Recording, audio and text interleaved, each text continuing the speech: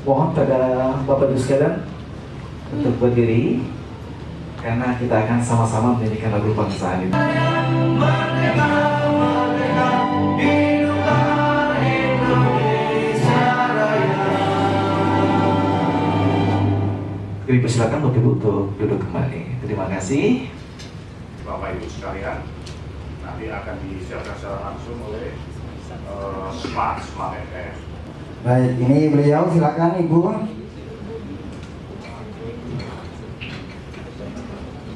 Sama seperti judulnya, yaitu Belajar Cerdas di Zaman Now. Saya kutip tadi kata-kata dari Pak Hadi bahwa ini adalah zamannya persaingan melawan turunnya daya beli masyarakat. Nah, apakah benar daya beli masyarakat ini turun?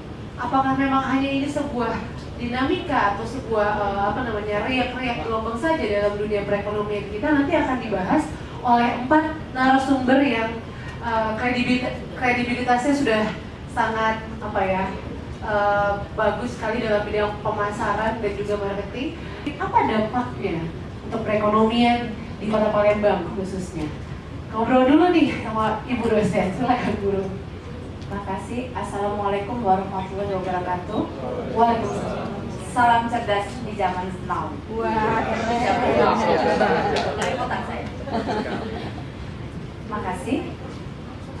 Kalau kita lihat dari data, itu memang dikatakan ada sedikit penurunan daya beli. Sebenarnya ya tidak begitu signifikan ya. Daya beli masyarakat sekarang ini, kalau kita mau bilang cerdas seperti contoh tadi, sebenarnya lebih naik. Kenapa? Ada kredit card.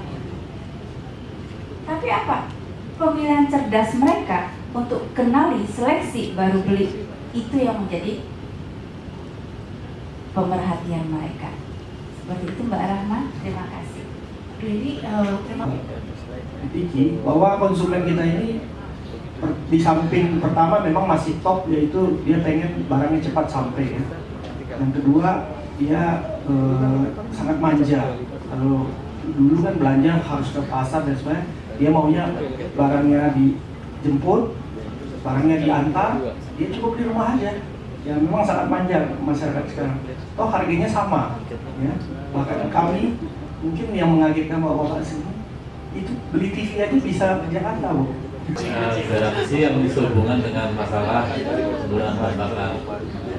Jadi memang sebenarnya kalau kita mengikuti di aturan resminya, memang jika suatu mesin itu mengalami kerusakan karena pemakaian, dalam hal ini termasuk penggunaan yang salah, itu secara persyaratan waranti bisa gugur, artinya tidak bisa diwaranti.